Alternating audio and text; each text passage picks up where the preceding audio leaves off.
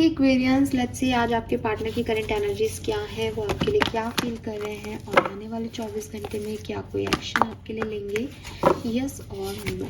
सो ये पूरी तरह से टाइमलेस कलेक्टिव एनर्जीज हैं।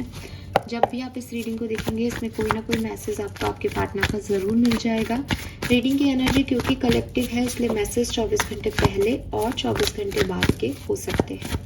सो इसी अकॉर्डिंग आप रीडिंग को देखिएगा। लेट्स सी करेंटली आपके पार्टनर की लाइफ में क्या चल रहा है, उनकी एनर्जी क्या है। Page of pentacle, all right.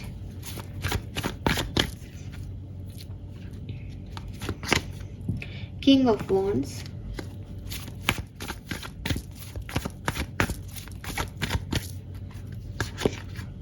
Eight of cups. तो मैं देखती हूँ कि ये पर्सन अपनी पर्सनल लाइफ में तो हैप्पी नहीं है, कहीं से मूव ऑन कर रहे हैं।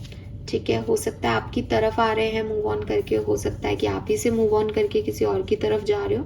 बट एट ऑफ कप्स की ऊर्जा है कि जहाँ थे वहाँ अच्छा नहीं लग रहा था तो वहाँ से निकल रहे हैं।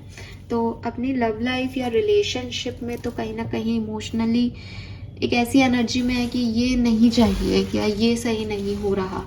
ठीक है, अच्छी एनर्जी में नहीं है मैं ये कहूँगी, क्योंकि एट ऑफ कप्स है तो मूव ऑन करने का कार्ड की नया डायरेक्शन मिल रहा है, छोड़ रहे हैं सब कुछ, लेकिन छोड़ना आसान नहीं होता है। तो जबकि हम इमोशंस को छोड़ के जाते हैं तो हमें तकलीफ होती है, तो वो तकलीफ मुझे आपके पर्सन में दिखती है। लेकिन ओवरऑल लाइफ में मैं देखती हूँ इनकी एनर्जी काफ़ी पॉजिटिव है। एज किंग ऑफ वॉन्ड्स काफ़ी पैशनेट है अपनी चीज़ों के लिए, आगे बढ़ने के लिए, नई एनर्जीज को लेने के लिए, नए आइडियाज़ पे वर्क करने के लिए, नए बिजनेस को स्टार्ट करने के लिए एक प्रॉमिसिंग सिक्योर्ड एनर्जी है कि हाँ मुझे ये चीज़ पानी है और उसके लिए वर्क भी कर रहे हैं। काफ़ी फाइनेंशियल अबंडेंस इस पर्सन को मिली हो पिछले दिनों में, या कोई नए आइडियाज़ मिले हैं, नए लोग मिले हैं जिनके साथ ये काम कर रहे हैं, ऐसी वाली एनर्जी दिखती है। लेट्स सी एक्वेरियस की आपके लिए क्या फील कर रहे हैं आपके पर्सन। कुंभ राशि के पार्टनर उनके लिए क्या फील कर रहे हैं, please guide me. Okay, we have knight of pentacle. Pentacles ही पेंटिकल्स की एनर्जी है यहाँ पे। आपके पर्सन थोड़े से स्लो हैं लेकिन आपसे प्यार बहुत करते हैं। ठीक है,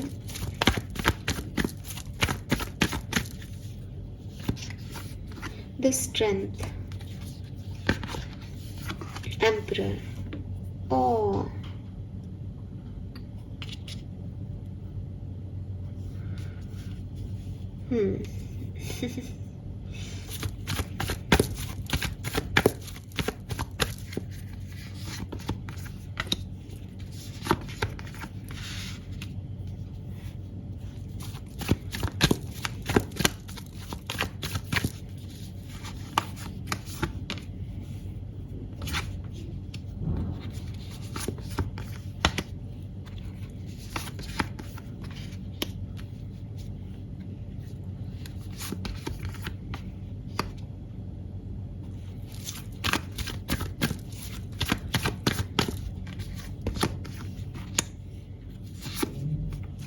ऑल राइट एक्वेरियस। सो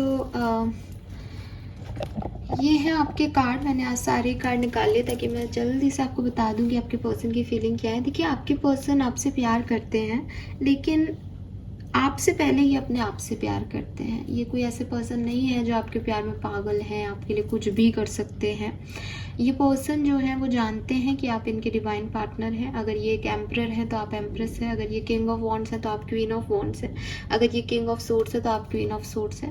कहने का मतलब है कि अगर ये आपसे प्यार करते हैं तो आप भी इनसे प्यार करते हो। अगर इनमें ईगो है तो आप में भी ईगो है। अगर आप रिस्पॉन्सिबल हो तो ये भी रिस्पॉन्सिबल है।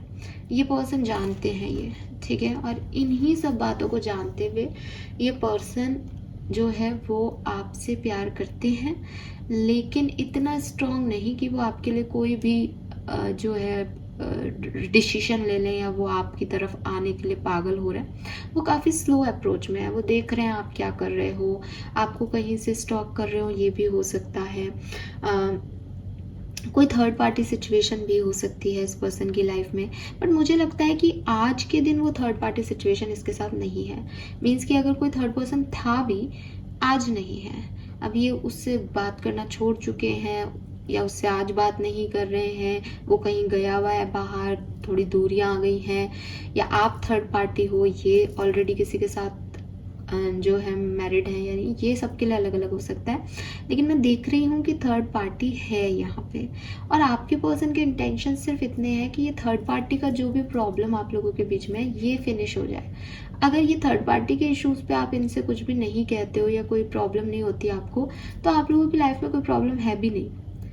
लेकिन ये जो थर्ड पार्टी को आपने इतना बड़ा टूल दे रखा है, आप इससे निकलो, या आप उनको माफ कर दो थर्ड पार्टी लाने के लिए, या आप थर्ड पार्टी में हो तो आप उनको छोड़ दो थर्ड पार्टी को। ऐसी सिचुएशन, ऐसी इस पर्सन की इंटेंशन है कि सब कुछ ठीक हो सकता है इस कनेक्शन में, और सब कुछ ठीक ही है, आप दोनों एक दूसरे के लिए पैशनेट हो, सब कुछ हो, लेकिन ये थर्ड पार्टी का मसला निकालो। ठीक है, ये पर्सन को लगता है, ये पर्सन जो है वो खुद भी थर्ड पार्टी में इन्वॉल्व हो सकते हैं। मतलब बहुत ज़्यादा मुझे लगता है कि सबसे रेजोनेट नहीं होगा, लेकिन हो सकता है कि आप इनके मैरिड पार्टनर हैं, क्योंकि मेरे पास एम्परर और एम्प्रेस दोनों हैं यहाँ पे।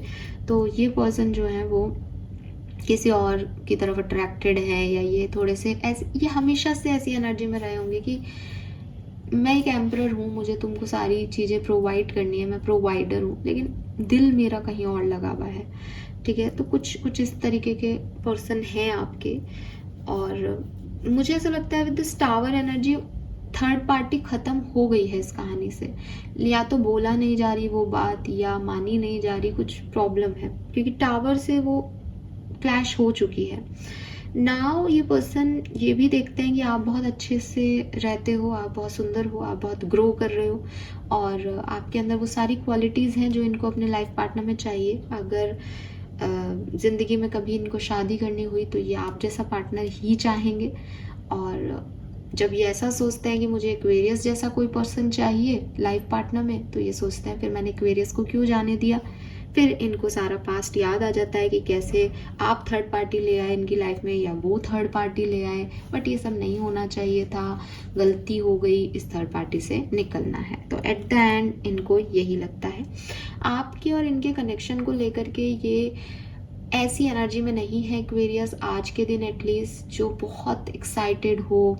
जैसे होता है ना कई बार कि बहुत प्यार आ रहा है अपने पार्टनर पे, कि सब कुछ एक तरफ और तुम आ जाओ मेरे पास, वो वाली एनर्जी नहीं है। एक बर्डन में अगर आ गया एक्वेरियस तो ये भी चाहेगा, वो भी कहेगा मुझे बहुत सारे आंसर करने पड़ेंगे, नहीं मत ही आ तू। ठीक है, फिर दूसरी तरफ नहीं नहीं एक्वेरियस किसी और से तो अच्छा एक्वेरियस ही आ जाए मेरी लाइफ में। लेकिन अगर एक्वेरियस भी ना तो चिड़चिड़ करती है, समझती तो है नहीं, तो वो बात फिर कैंसिल हो जाती है। तो कहीं ना कहीं उनको इसीलिए वो स्लो एनर्जी में आपकी तरफ की आने को तो वो आज ही आ जाए, सब कुछ ठीक हो जाए आपकी लाइफ में। लेकिन या आप भी आप कम्युनिकेशन में हो तो सब बहुत बढ़िया बढ़िया सा हो जाए, लेकिन वो थोड़ा स्लो प्रोग्रेस कर रहे हैं आपके रिश्ते में, या नहीं कोई एक्शन लेना चाह रहे, बिकॉज बहुत सारे और मसले हैं जो उनको बर्डन करते हैं, जो उनका स्ट्रेस बढ़ाते हैं इस कनेक्शन में। और कहीं ना कहीं थर्ड पार्टीज इन्वॉल्व है ना। थर्ड पार्टी में लोग भी हो सकते हैं, और माँ बाप भी हो सकते हैं, पैसा भी हो सकता है। लेट्स सी अगले 24 घंटे में क्या कोई एक्शन आपके लिए लेंगे, यस और नो।